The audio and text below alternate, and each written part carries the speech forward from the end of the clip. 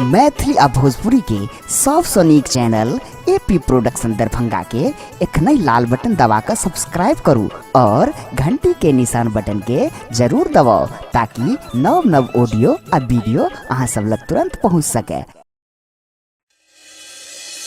Presenting by AB Production, Music and Entertainment.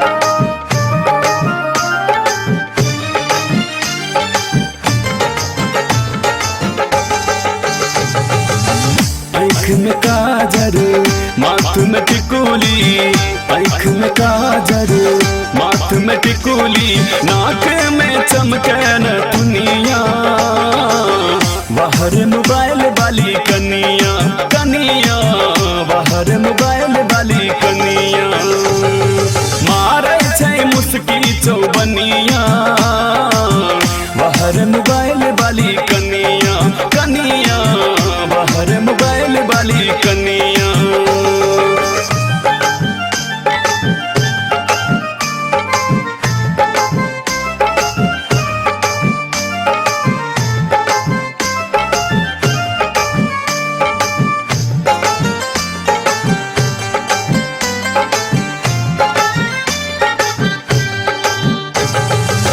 Facial करबै छै केस छटबै छै,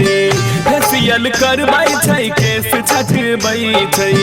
हिल वाला सैंडल पर उचकत चलै छै, चश्मा पहिर कऽ स्टाइल मारै छै, घूमै छै साइकिल सँ दुनिया, बाहर मोबाइल वाली कनिया कनिया, बाहर मोबाइल वाली कनिया।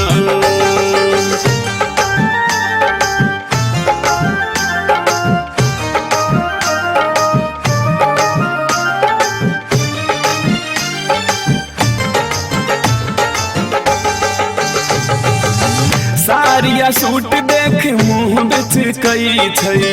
सारिया सूट देख मुँह बिच कई छै, हटलहिया जींस और टॉप पहिरै छै, नया जमाना के फैशन करै छै, मारै छै मुस्की चौबनिया, बाहर मोबाइल वाली कनिया कनिया, बाहर मोबाइल वाली कनिया।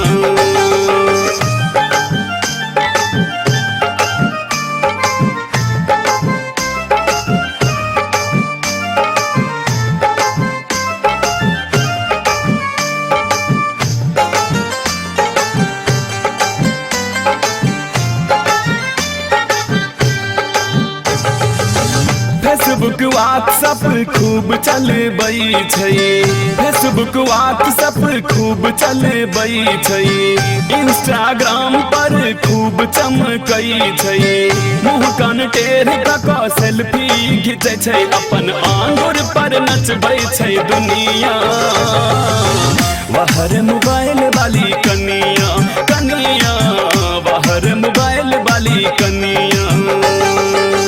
आँख में काजर माथ में टिकुली, आँख में काजर माथ में टिकुली, नाक में चमके न दुनिया, बाहर मोबाइल वाली